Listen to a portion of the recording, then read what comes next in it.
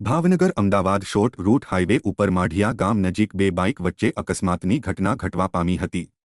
જેમાં બંને બાઇક ચાલકને ઈજા પહોંચતા ભાવનગરની સરટી હોસ્પિટલ ખાતે ખસેડાયા હતા। Bhavnagar Ahmedabad short route highway ઉપર માઢિયા ગામ નજીક મઢુલી પાસે બચુભાઈ મેર નામના શખ્સ દૂધ ભરીને નારી ગામથી આવી રહ્યા હતા, ત્યારે સામેથી આવી રહેલા બળવંતભાઈ ભૂપતભાઈ વેગડની બાઇક સાથે અકસ્માત સર્જાયો હતો, જેમાં બંનેને ઈજા થતાં સરટી હોસ્પિટલ ખસેડાયા હતા।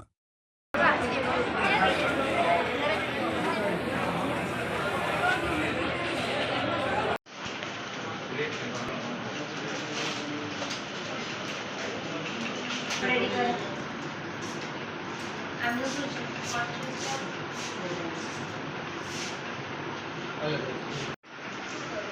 અત્યારે પોતાના એમબી બેટર બીજી બેટરી દે છે